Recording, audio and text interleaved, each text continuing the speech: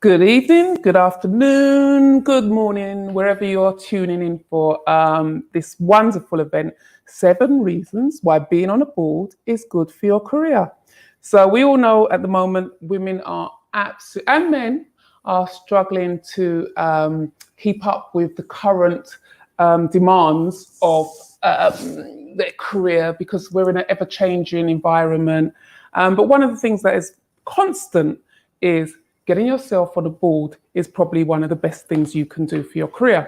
Now, some people have navigated that sphere and they're doing really well, and others still need to put their little toe in the pond to see how it goes. So I'm really pleased today. We've got 2 great speakers. The first one I want to introduce you is Fiona Hathorn, who is the CEO of Women on Boards. Now, I call her an activist. She's so determined to get so many more women on boards, and she's passionate about it. She's enthusiastic about it. So I know you're going to really love her. She's going to do a brief presentation, and then we're going to have one of her someone she had managed to find a position for, Mary.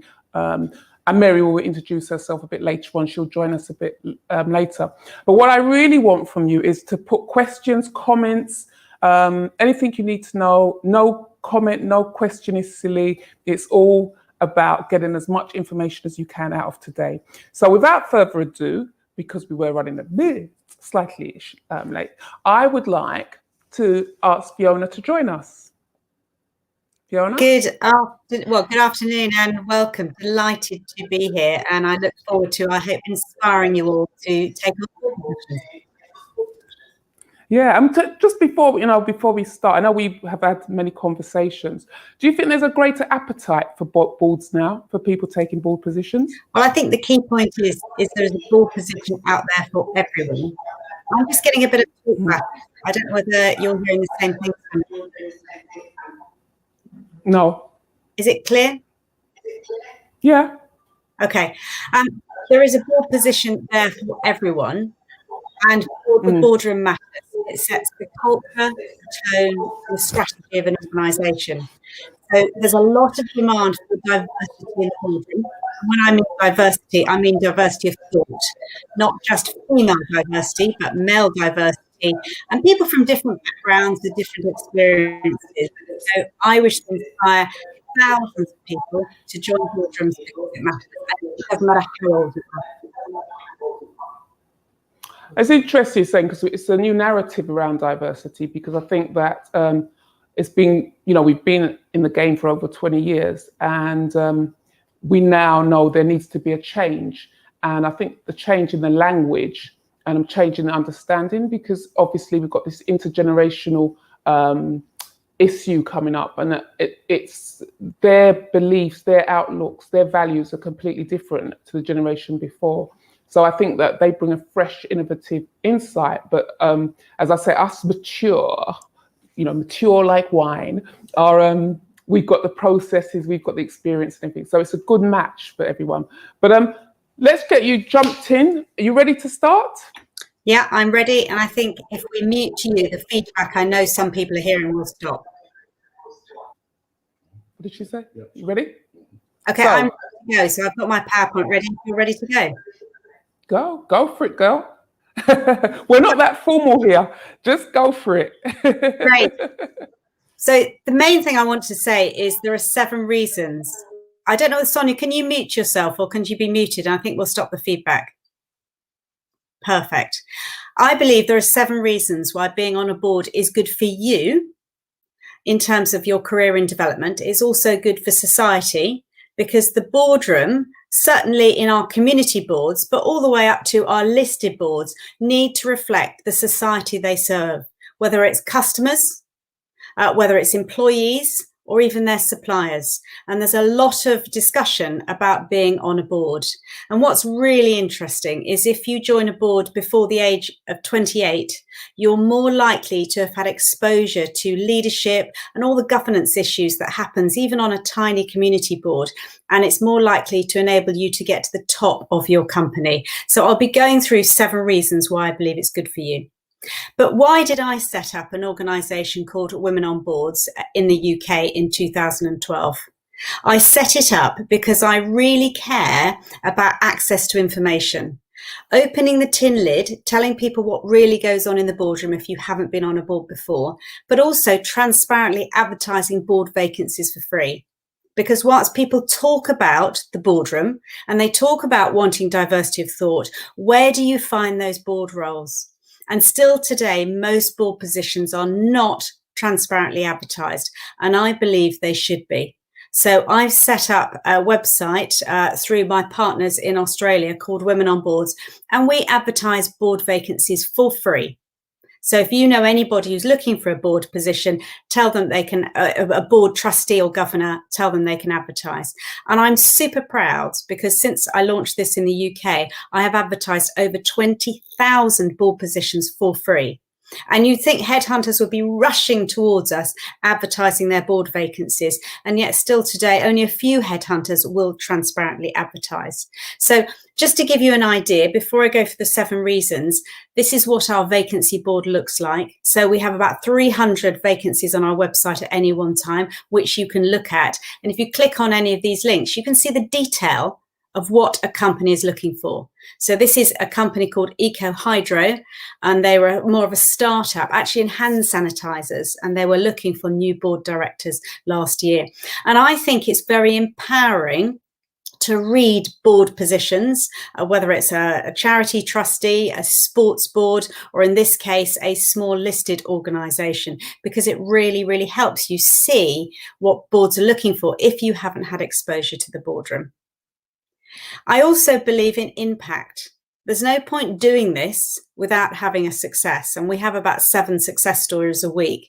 But I know this is a Black women's network, and I wanted to share with you some of the many Black success stories that we've had. Because one of the reasons I've reached out to Sonia, and Sonia, you've been enormously welcoming, so thank you very much, is I want to make sure that every network, whether it's women in mining, women in construction, women in law, and I work with a lot of men as well, and I'll talk to you about that later, know the support out there for you if you're interested. What makes us unique is that we will hold your hand at the point you have an interview. We've got a vast Rolodex of connections, and it really is just in the board space. We're not in the executive space, but just to let you know, there is help out there for you. But I promise to give you some of our success stories. And these are individuals who've reached out to us for support. So Rita, for example, she wanted to join an investment trust boards, and we helped her with her CV. And we helped her at the point of interview. And we've had lots and lots of different successes as well.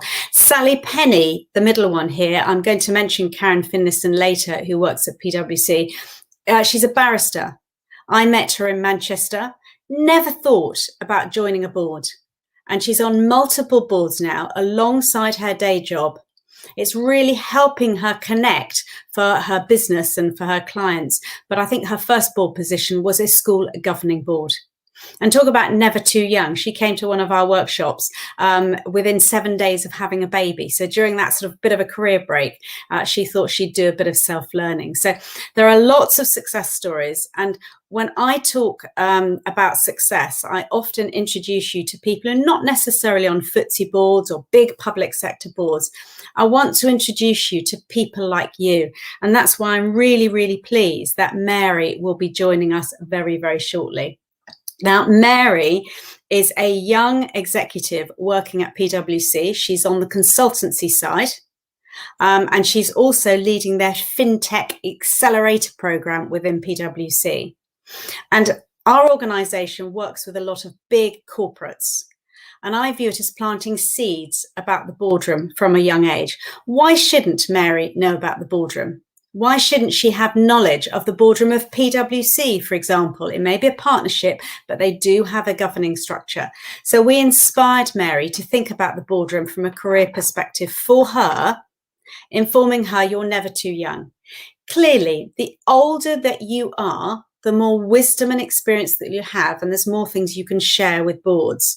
But boards need lots of diversity. And one of the diversity you can bring is age. young knowledge on boards. And we inspired Mary to think about the boardroom, and she's recently joined the Girl Guiding Boards, and I'll be interviewing Mary for you later. And she can talk to you what it was like applying for that board position, how she found out about that board position, and what was it like for her joining the boardroom for the first time, the onboarding process, and how she feels she's delivering value, because you need to deliver value if you join a board, to the Girl Guiding organisation. And it's a fantastic career differentiator. So we're going to talk about that when I share with you my 7 reasons, I hope to inspire you to think about the boardroom for yourself, but also to inspire anybody that you know. Tell them about the boardroom, because the boardroom matters. It sets the culture of an organisation, the investment strategy of the organisation, it files the accounts, and sets the governance structure to make sure organisations succeed for our society. And that's why I think it's so important. And I'm so pleased to introduce Mary to you later. To give you an idea, these are some of the corporates that we work with, inspiring their employees to go onto boards as part of a career development strategy. And it was through PwC that we met Mary. So let's get to the point. Why join a board? What's in it for you? So these are my 7 reasons why I think you might want to consider it. And just to be clear, it may not be for you today, because timing is everything in life, but it might be for you in 5 years' time, 10 years' time, and 20 years' time. Why should it be only those people who know existing board directors who only get access to those board vacancies and join boards? So I want to inspire you today. So the career benefits. This is my first one. If you join a board, it enables you to give back to your community, to do something you're passionate about. Maybe you're really passionate about your local arts theatre. Maybe it's in financial difficulty. We've had COVID. Maybe there's something you can do to bring people back into that theatre. Maybe it's fundraising. Maybe it could be related to strategy. It could be related to finance. It could be related to all sorts of things. But do something you're passionate about. I can talk to you questions and answers with regard to time, because every board is different. I've sat on a community board called Fight for Sight, which looks at why people are going blind. And I did that because my father has a an eye condition. And that enabled me to strengthen that organisation to improve research on eyes. And I found time. Because all my board meetings were in the evening, and I was able to go to those board meetings, and it was only 4 board meetings a year. So you do have to try to find the right organisation for you, but it's very empowering to give back and support your local community. The second one, if you join a board, depending on what organisation it is, it can allow you to build your market and industry knowledge and show your company that you're ambitious. When I joined the board of Fight for Sight, I didn't know anything about medical research. I joined that board actually because my background is investment management, and because it's a grant giving charity, it gives out money. We have a pot of money that we manage as we're giving out those grants. But it enabled me to learn about marketing, branding. That's not my area of expertise. But sitting on a charity that is rebranding itself was fantastic for me and really put something extra on my CV in terms of knowledge. So that's something you might learn, something different and something new. Career resilience. I love this one. People take career breaks for a whole host of reasons. Are you in the middle of a career break? Are you thinking of taking a career break? Now, women often take career breaks, and they're perfectly entitled to do so if they have children. If you join in that career break a local board, maybe a school governing board, it might be your local hospice, it might be your doctor's regional commissioning group. There's all sorts of boards, your local sports club. Almost everything that you see in society has a governing structure, a board of some sort. and you could go onto those boards. And I say age isn't necessarily a barrier. So consider what you might do if you take a career break. And if you do, you have fantastic continuity of your CV that will enable you to get back onto the career ladder should you want to at a later date. So that's just another idea. Giving you an opportunity to build your career and leadership skills. Are you currently in a job where there's not much room in terms of promotion? Now, maybe you don't want to leave your company. Maybe it has fantastic pensions. Maybe they've supported you in the past. It just doesn't work for you and your partner to move at the moment. So you stay within the company, but you feel a bit, trapped because nobody above you is moving and leaving and creating the space for you to be promoted. So if you're in that situation, if you join a board, remember, if you join the board of, say, your local academy trust, you're floating at the top of that organisation as a leader, possibly way before you can do it within your company. And it can really build your leadership knowledge. If you choose the right board, it's a little bit like taking a mini MBA, a master's in business. You all actually probably don't know what you know unless you leave your company. You may not be involved in human resources and people management, but I bet you know about people law. I bet you know about the GDPR, the data protection regulations that have come in. I bet you know about health and safety. These might not be areas of your work. And when you sit on a board, it's your duty to oversee some of those things. And you'll be floating at the top, almost in a helicopter view of a company. Because if you join a board, you're not managing the company, you're overseeing the company. And I'll talk to you a bit later about what boards do. So my fifth reason, it gives you exposure to executives within other organizations. You're rubbing shoulders, possibly with other leaders, meeting new people. It's a fantastic way to network. When you go back into your company after being in a board meeting, you might be able to speak to one of your C-suite top executives about some learnings you've had in your other organization, and you're showing yourself as a potential leader. So exposure to executives, very, very powerful, widens your network outside possibly your comfort zone.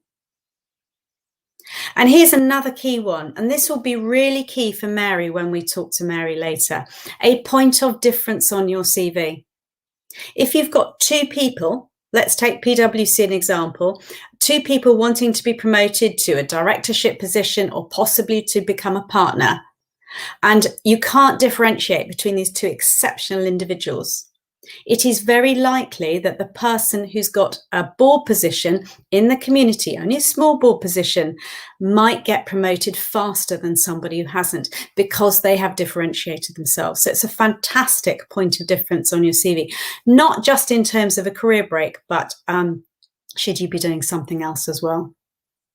And of course, if you have had no board experience, then later on in life, if you want to become a portfolio non-executive director or trustee later, it's quite difficult to do it if you haven't had board experience. Now, being on a charity board is not the same as being on a listed board, but you really do learn about you. You learn about oversight. So those are the career benefits. But that's all very well. Everyone on this call today is unique. You'll all have your own pathway and your own choices as to those boards that you're interested in. So let's have a quick look before I move back to Sonia about the range of board opportunities out there, because that's what my organisation does. It opens up the book and shares with you. There's third sector boards, those unpaid boards. Universities, for example, all have governing boards. Colleges, your local college will have a board. Big colleges, small colleges. The hospital boards. I don't know whether you've heard of non-departmental public bodies, but you might have heard public body. The BBC has a board. Non-departmental public bodies are things like the Environmental Agency, Sport England, taxpayers' money, your money that funds grassroots sports. And we need diversity on those boards. You've got housing associations. I bet you know a housing association in your community, all the way up to an enormous big housing associations like the Peabody Housing Association. Again, diversity of thought. Prison boards. And then, of course, you've got the private sector, the listed, you've got subsidiary boards, startup boards, and those are all the things that you could get your teeth into. So what we like to do via a vacancy board is show you a range, show you aware of what's available. Now, if you want to join a board, you need to know really what a board does. You need to understand your duties, responsibilities, and liabilities.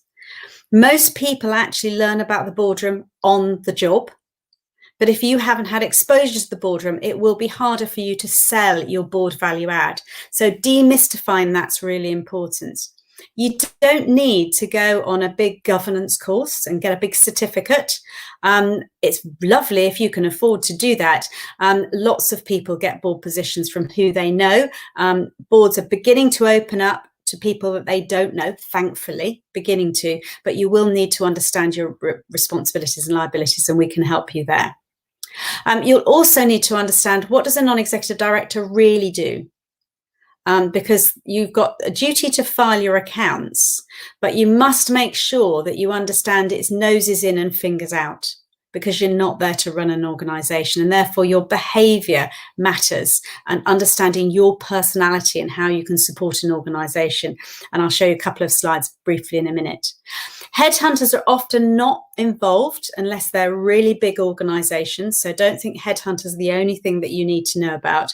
There's masses of opportunities out there, and most of our 3,000 success stories in the UK come from who you currently know. And just going up to somebody and saying, I'm really interested in your board. Are you looking for somebody like me?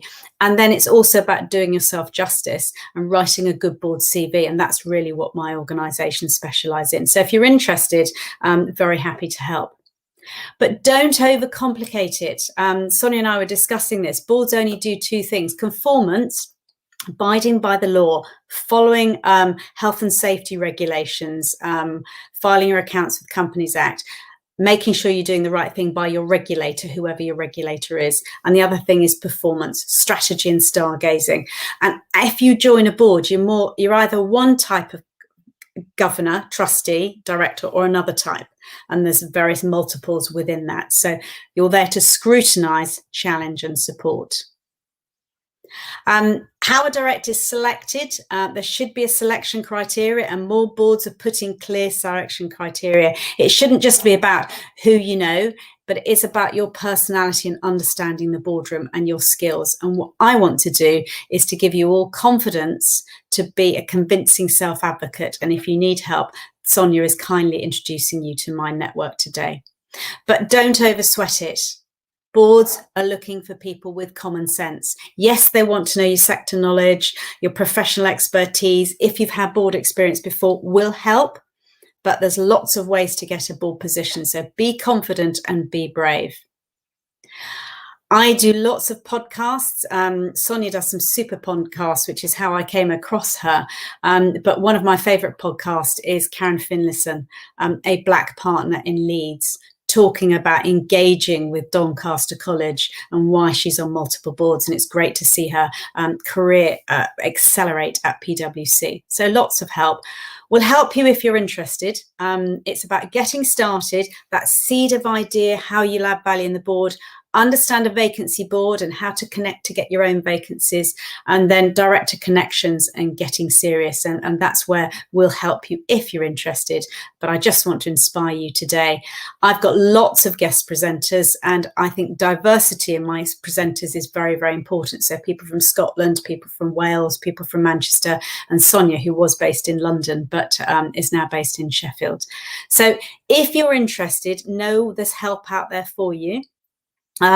We've got a membership offer to support you if you're interested, and Sonia no doubt will help you later on. We do have to charge for access to our vacancy board, one-on-one support, but you get all that CV and everything else for free, which is very, very important to support. So that's a little bit about the boardroom from me. I hope I've inspired you to think about how you could add value to the boardroom. And I'm just going to stop sharing my slide because Sonia and I can have a little bit of a chat now about the boardroom, because it matters. And I want all of you to know about the boardroom. And Sonia has had loads of exposure to people on the boards, and you know how important that is, don't you, Sonia?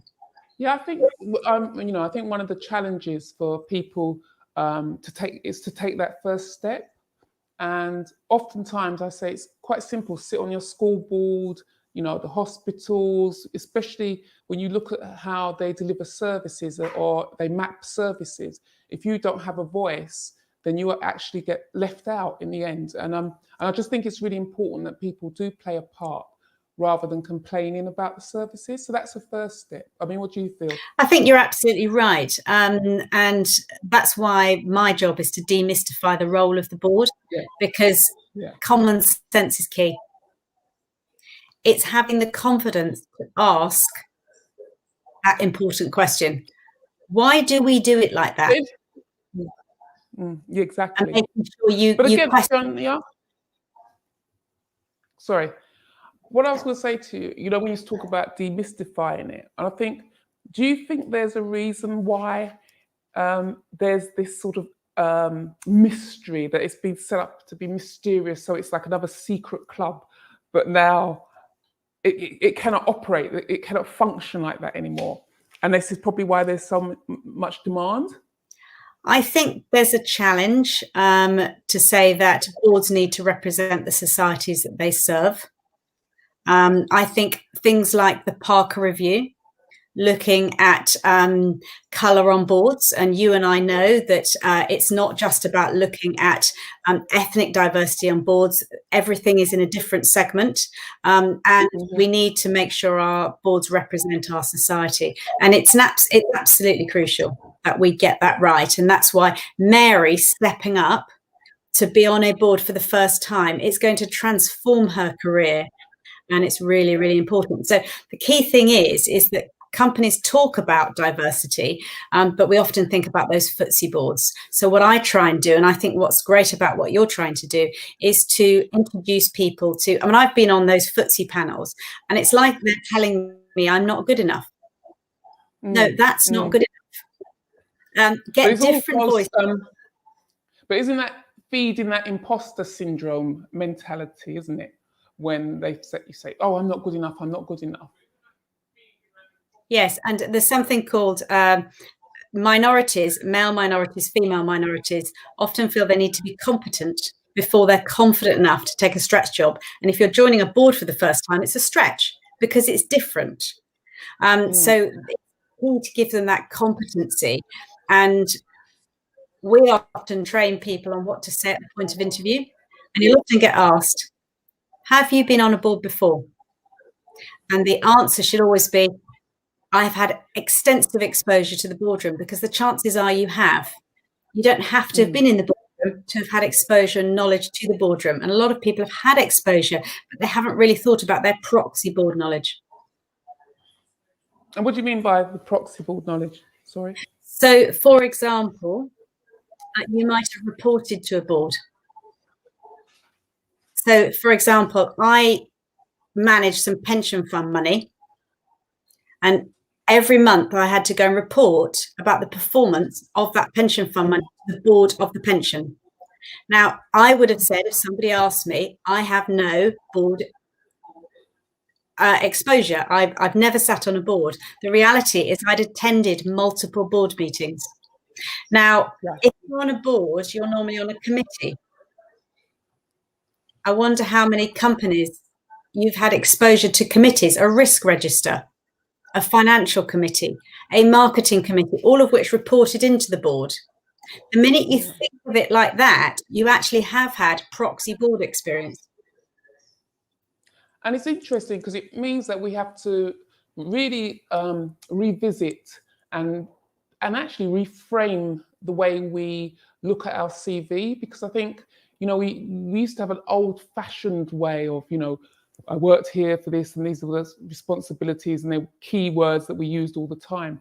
But I think it actually it didn't actually allow us to express the things that we really did do, and expose the things that we really did, work that we did do. And I think this is, as you say, with the boards, if we really sat down and thought about all the experiences that we've had, that maybe we would be surprised at the number of stuff we've done. Yeah, and we've got a CV course that we have in the cloud.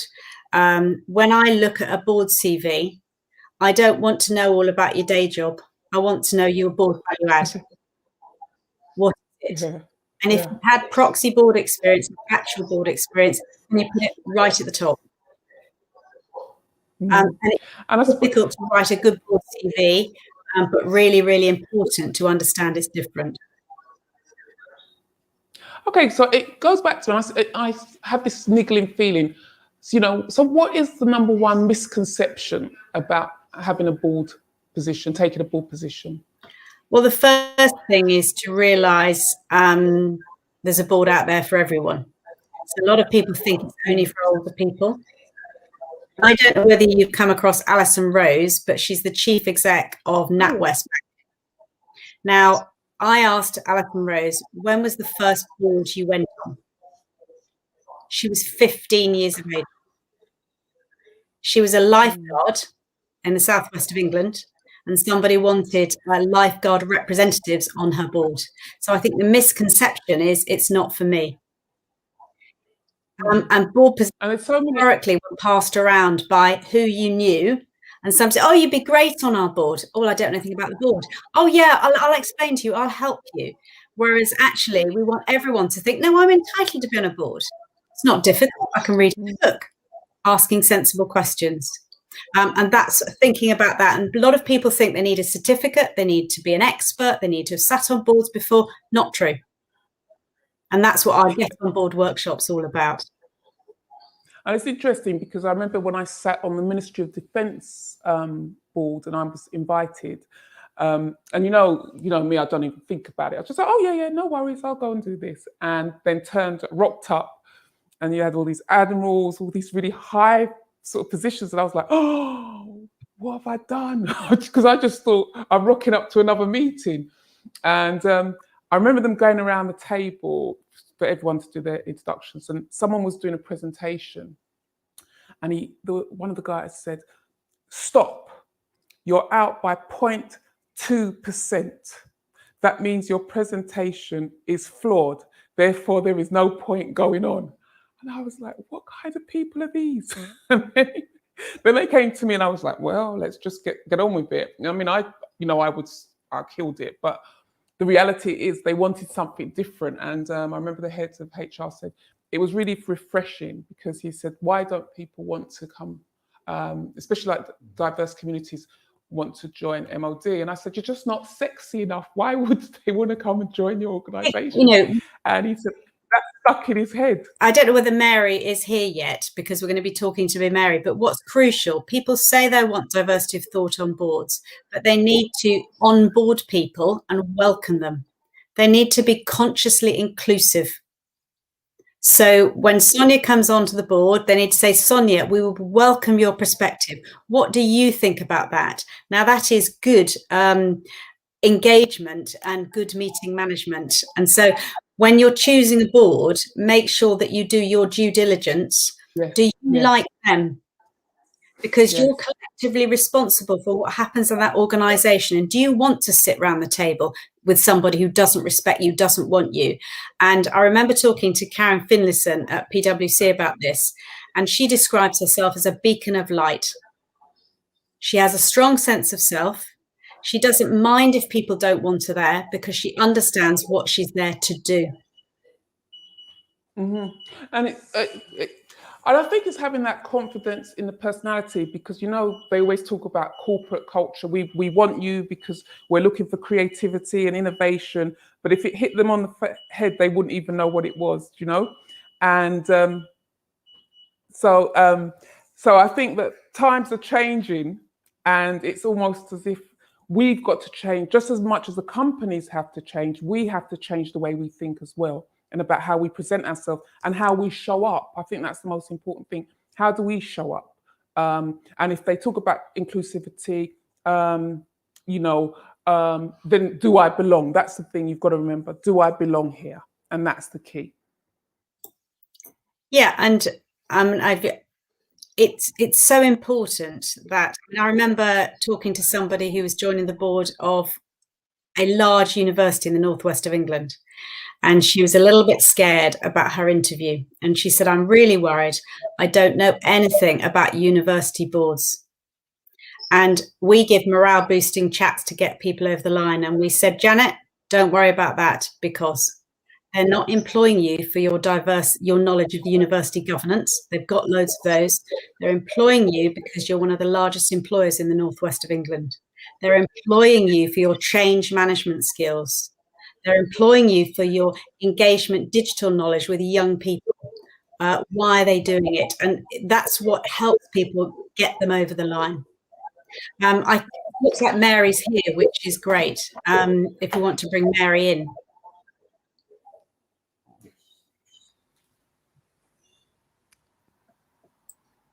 Hi, Mary. Welcome. Hi, how are you doing? I'm good. Happy Monday. Oh, yeah. You lose track of the dates now. I know, right? Because of lockdown. Yeah. Well, welcome to your first NBWN webinar. So it's great to have you with us. Fiona's been speaking very highly of you. So we're looking forward. So I think Fiona's going to ask you, do a bit of a spin with you, and then I'll ask you a few questions afterwards. Yeah. Brilliant. Happy. And then we'll finish it from there. Okay, Fiona. Brilliant. So I know you could be getting a bit of talk back. If there's talk back, maybe Sonia, we can mute yourself whilst I'm doing these questions.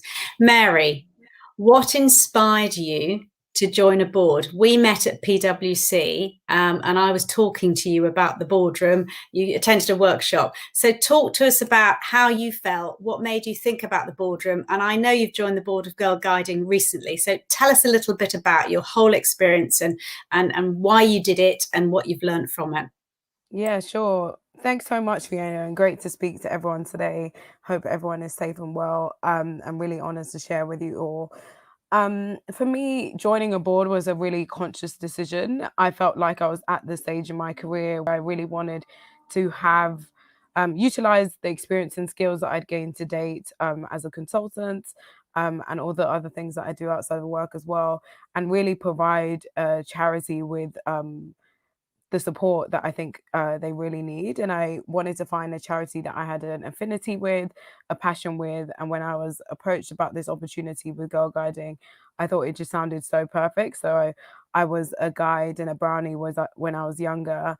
And I just thought this is a great way to give back, to really support the charity through some pivotal change and some growth that they're going on. So adapting to the virtual world, I thought it'd be a really good way to support and really provide that strategic high-level insight. So I'm so used to, as a consultant, writing board papers, helping clients produce board papers, but now being on the other side and being the recipient of them, it's helped me immensely in my day job. And I really wanted to give back those skills and just get stuck in.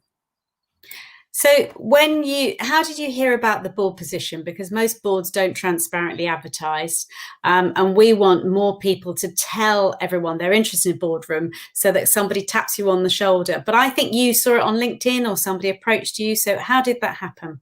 Yes. So they used a recruitment agency and they contacted me on LinkedIn and said that they thought I'd be a great fit for the role. And they actually had specified that they wanted someone with had been on a board before.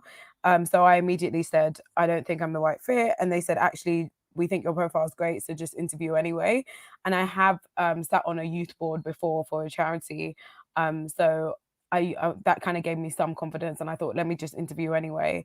And I did the interview process. I think there were about maybe 3 or 4 interviews, meeting the CEO, other trustees, kind of an application form and cover letter as well. And And yeah, I was so surprised that when I got it, and I thought it was great. And again, that kind of affiliation with the charity, passion for what they're doing, but also feeling like it was a pivotal time for change for the charity, given the pandemic and the fact that Girl Guiding is all about being outdoors, sisterhood and everything. The affinity for me was really there. And what, in terms of when you're on a board, you're responsible for the finances of the organisation. You're actually personally liable. And for the benefit of being personally liable, you're often not paid anything because they can't pay you because you're a charity. How did you cope with that? I know you're at PwC and you know about finances, but I don't think you are an accountant. You are on the consultancy side. So how did you overcome that worry that you're responsible for it, and did you do your due diligence in terms of who the other members were, that because you're collectively accountable? Yeah, I think that's a fantastic question. And as part of the onboarding, they made it really clear about those responsibilities you have as a trustee. And speaking to some of my other friends that were young trustees or women that I'd met through Women on Boards, it was fantastic to hear people's experiences and just know how serious of a role it actually is.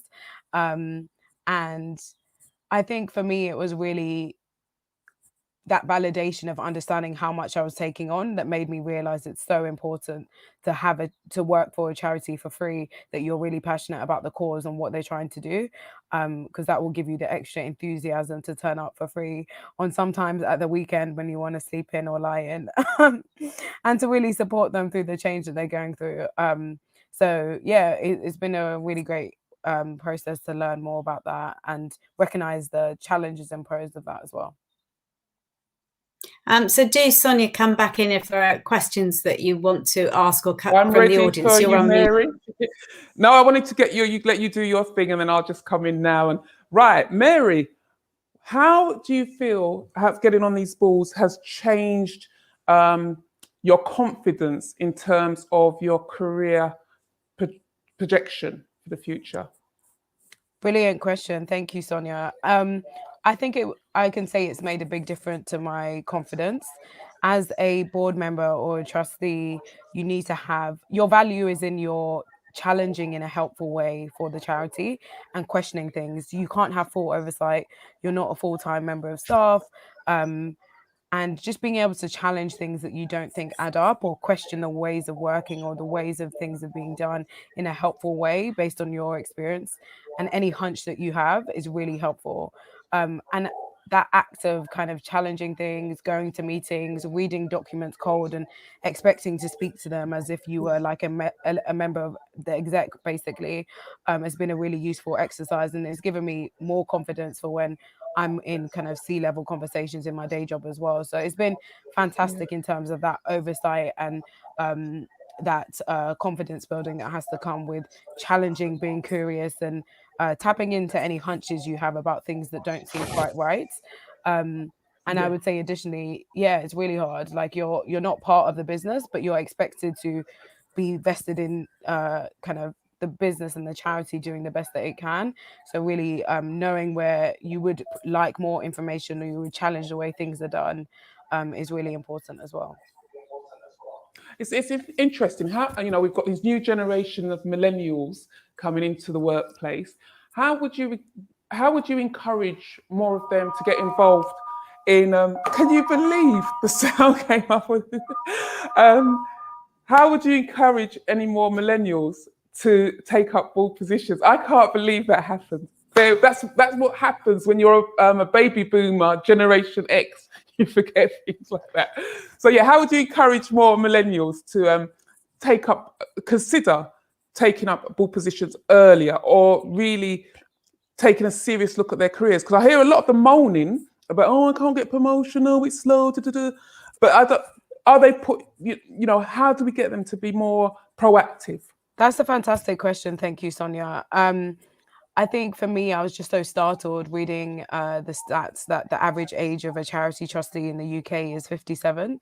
And knowing that millennials know so much about digital transformation, about social media presence, about millennials and Gen Z are the most like talking to my peers, I know they're so socially driven and they're so passionate about so many causes. So that's such a dichotomy to me when I see those stats about the average age of trustees. So I'm really passionate about encouraging more people to take board positions, not only because of the soft skills they will develop, but the direct benefit of how they're able to work with charities that they know and love and really drive commercial decisions. So I guess to any millennials or Gen Z listening, don't wait till you're 57.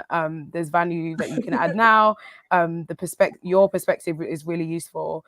And I think people really overestimate the amount of experience that you have, and even your diversity of thought that you bring, regardless of whether it's from your age or your race or your background, is really, really useful. And a lot of charities are looking for that divergent thinking. So would really encourage people to just apply and push themselves as well. And it's interesting because, you know, as the world becomes more socially conscious and people are more, you know, you've got environmental, climate change, all of these things that, you know, become incredibly important as the world goes on. Again, as you say, it's interesting that as much as people are campaigning about it, they're not actually sitting on those boards that could help to shape the direction of where they're going. And actually, if the boards are made up of 57-year-olds, and that doesn't include me, I may add, you'll find that it will be it will be same thing. It will still be same thing at the board level. So It's about getting the millennials to come through and say, you know, you're socially active on social media. So bring that into that passion and that drive into the boardroom. Agreed.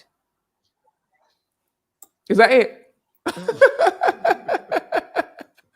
You just agree. So how long we got? We've got 19 minutes. So what would you advise? Because I know there's a lot of people out. Let's even say women returning to work. Because, you know, there's a lot of debate about women returning to work. And I think, and oftentimes they feel they lose their confidence about going back, or a lot of women actually have to take positions less than the one they had before because of obviously the restructuring. But how would you encourage them to use that time to actually prepare for being on a board? And remember, we've got lots of young women as well, so who are, you know, graduates as well. A lot of our graduates aren't getting the jobs. So how do we look at encouraging them and getting the word out, Mary? I think I would definitely say any volunteering experience that you can get as well. So I think not only was I speaking to previous governance experience that I'd had on a youth board of another charity, but also volunteering experience I'd had before I'd started working at PwC as well. So recognizing that any experience that you have had is really useful. But also not overestimating that experience, similar to how we do in our day jobs before we go for promotion or we do salary negotiation. We kind of, as women, we're often overemphasizing the need for that experience. And sometimes charities are willing to have your ideas, have your thoughts, and really want to get younger or different perspectives in the room. So kind of apply anyway. There's some element of that, but also know the resources that are available to you. Like, again, I'm going to say Women on Boards was instrumental. Their kind of CV workshop, board CV workshop. I spent a whole weekend editing my board CV, and that really helped as well. And other kind of platforms like Young Trustees Movement. Like, I watched literally every single YouTube video on their YouTube channel because I really just wanted to understand the experience of other young trustees and how they were navigating being trustees. New Role, other platforms that have board roles that you can check out, and just try. There's nothing you can lose. And again, you'll really gain a lot from the experience, I would say. Yeah, it makes me want go back to the fact about the volunteering, because, you know, if you think about many of us do volunteer and we don't even realize we're volunteering to support, whether it's organizations, charities, causes, etc. It's about probably how do we encourage people to track that so that we can use that, or you can use that going forward. Because I think there's a thing about how we've been taught to do our CVs, which eliminates some of that passionate work we do, which is probably more important for the board roles. Do you agree? Yeah, I think Fiona was going to jump in there. But I guess what I would quickly say to that is I really agree with that. And outside of work, I've also been running a network for female millennials called the Now You're Talking Network, which is all about helping young women earn more and be more confident. And one thing we always talk about is keeping an achievements list and just having that gratitude list of things both within work and outside of work that you're proud of. And actually lists like those are really helpful when you're interviewing and you're talking about some of the things that you're doing that are your passion projects that you're not even earning money from, that you really enjoy as well. And I really like that point, because just normalizing the fact that we have passions that we don't have to monetize, and that we really enjoy doing. And those are the things that really kind of, I think, helped me be distinctive in the roles that I've applied for as well. But I know Fiona was going to add in.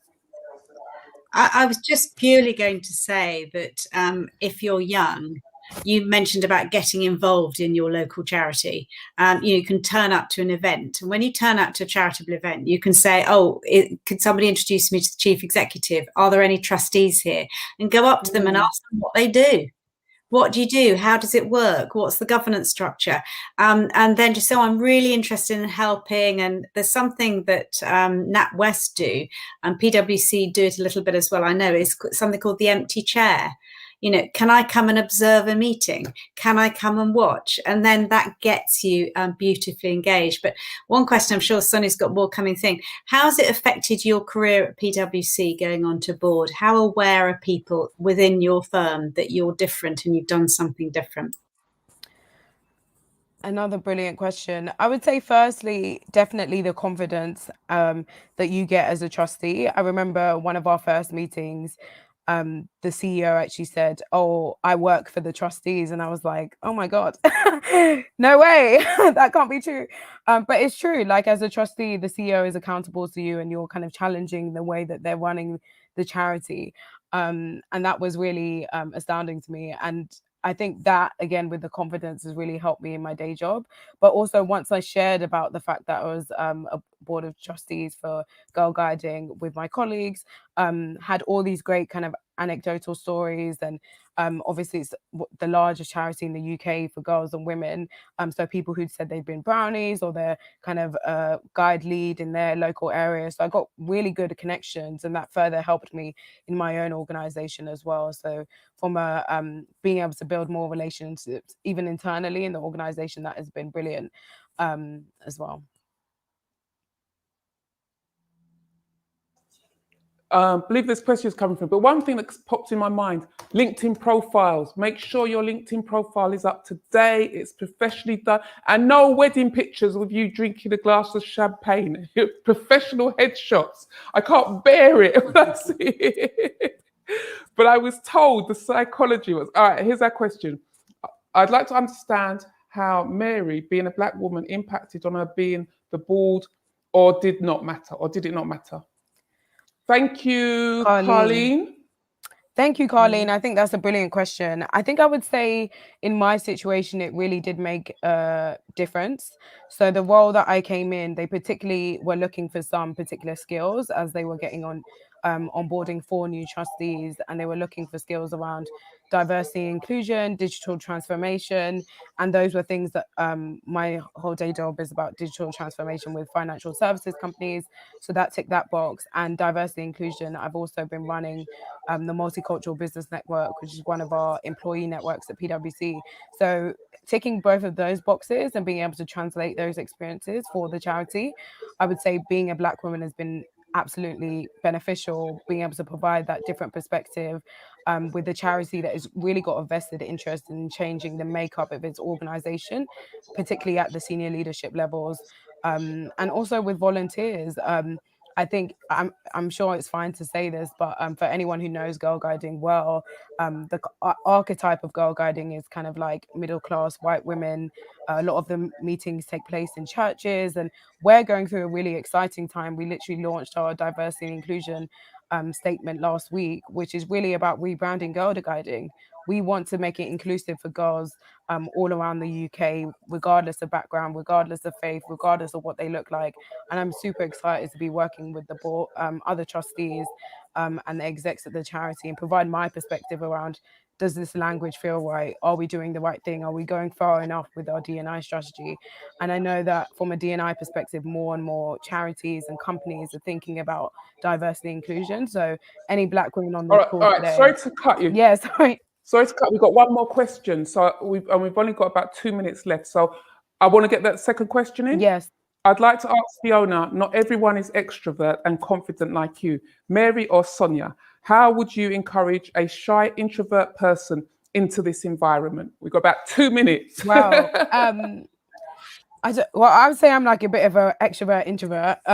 So depends which day you find me on. But I would say, especially now, I say the time for introverts is right now. A lot of these meetings are happening virtually. That is a little bit easier as well. You're not traveling to another city or something to meet people. You're probably interviewing virtually still as well. So this is really, if you're an introvert, this is your time to shine in networking, building relationships, and interviewing as well. I would just add to that very, very briefly, is diversity is all forms of diversity. The last thing any board needs is a load of extroverts. You do need somebody who's going to look at one aspect, and if they ask only one question, but that's the killer question, that's really, really important. So understanding your board value add and selling that is really, really important. So there's absolutely a room for all the cognitive diversity of the brain in the boardroom as well. Again, it's just about how you present to yourself and being very clear that you understand your value to the boardroom. And you cannot get that diversity in girl guiding without a Black woman on that board. It's crucial, and that's why it's so important. And brilliant to hear that news. All right, so as we wrap up, I mean, it's been fantastic, and I hope our audience has received some great tips, ideas, insights, and have been inspired to take action, even if it's just to open the website on Women on Boards. But in 142 Twitter language, I'll have your final words from Fiona and Mary, and then we'll shut down. And I look forward to speaking to you again. Go on then, Fiona. 142 Twitter. My final word is there's a board place out there for everyone. And if you need support and help via Sonia's network or mine, just reach out. And I wanted to do this today to show you I may be a white woman. Don't make assumptions on my background, but we're here to support. We're here to support all. And I'm super pleased that Sonia invited me today and that Mary, and I can showcase Mary's brilliance and why our country needs more women like Mary. Thank you. Thank you, Mary. Amazing. Mary, you're 142 Twitter, because I know you can chat. I definitely can. No, I would echo what Fiona said. Feel the fear and do it anyway. Apply for the role. I didn't think I would get it, but I did. And I know that everyone on this call can too. Brilliant. Thank you. Well, I'm sure somebody got something out of this. It's a pleasure, Fiona. Thank you, Mary. Thank you. It's nice to finally meet you. It's been a pleasure, and I'm just looking forward to seeing that we're going to see more women and men taking up board positions, and with the help that we have for them, because we didn't have this help before. So it's out there. There's no excuse to say I didn't know what to do or where do I go. It's all there. So as I say, catch me at www.nbwn.org or at NBWN Talks. So have a great evening, and I shall see you at our next event. Take care. Thank you. Bye. Thank you. Thanks, Mary. Thank you. Yeah. Bye-bye. Okay. Right. We all off?